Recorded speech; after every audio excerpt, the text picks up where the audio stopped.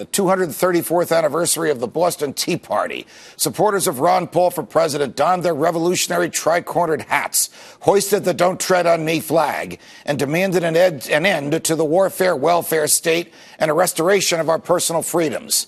They raised a record-breaking $6 million for Congressman Paul on that day on the strength of his message of peace, limited government, personal liberty, and sound money. And on that day, the modern-day Tea Party movement was born.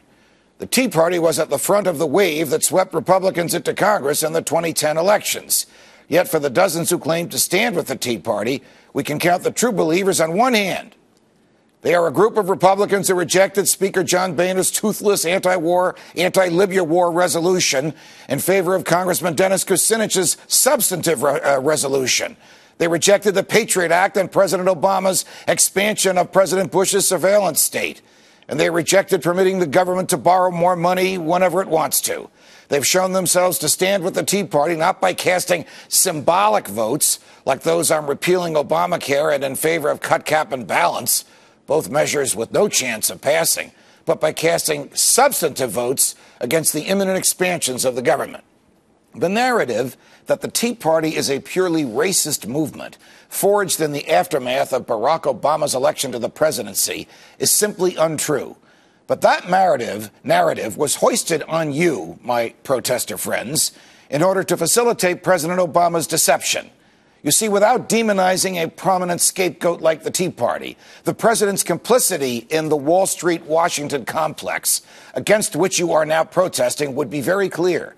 And just as the Tea Party was co-opted by mainstream Republicans, so too is your protest movement being co-opted by mainstream liberals, by labor union bosses, who through lucrative pensions have aggravated the budget deficits which threaten the programs you cherish, and by other Democratic special interest groups who tell you they oppose war and crony capitalism, but support a president who has engaged and supported ruthlessly in both of these things. In 2009, President Obama met secretly in the White House with leaders of the pharmaceutical industry. It was much like the 2001 meeting Vice President Cheney held secretly with leaders of the energy industry.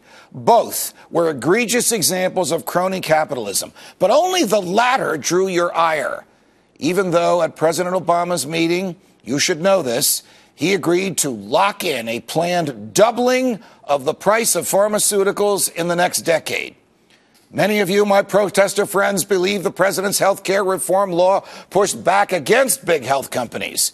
In reality, it simply formalized the crony capitalist relationship between the health care industry and the federal government, and at the same time stole your freedoms. And so here you are, a month into a protest of what you've called Liberty Park and Wall Street, and also around the country. And already those who have been manipulating you your entire political lives are attempting to do so again, injecting their narrow demands into your largely principled stands. So what should your demands be? I'll tell you. But first, I want to tell you this. I support wholeheartedly your right to protest against the government. It is one of our inalienable rights, and its exercise keeps our republic vibrant. Thomas Jefferson, in fact, said that every generation needs a revolution because it is a, quote, medicine necessary for the sound health of the government. You have a similar chance to live up to Jefferson's prescription. Here are my suggestions for your demands. This will unite the left and the right among you and stop the feds from using your tax dollars to kill people and to pick winners and losers. 1, end the Fed. 2, end the wars. 3, end the income tax. The president's class warfare nonsense is made to divide you. You are not poor because 10% are rich. You are poor because the federal government has taken up all the oxygen of success in the room. You are poor because of decades of federal mismanagement that has laid ruin to our economic system. Capitalism didn't make you poor. The lack of capitalism did. Your inability to pursue your entrepreneurial dreams unmolested by the government is the crime the government has committed against you.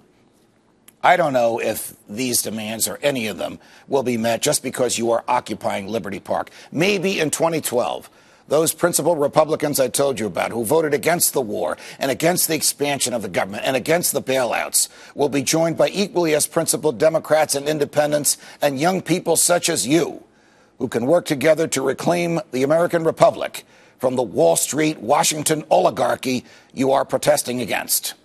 When you go home, and one day you will, think about it. It's worth a try. From New York, defending freedom, everybody's freedom, every night of the week. So long, America.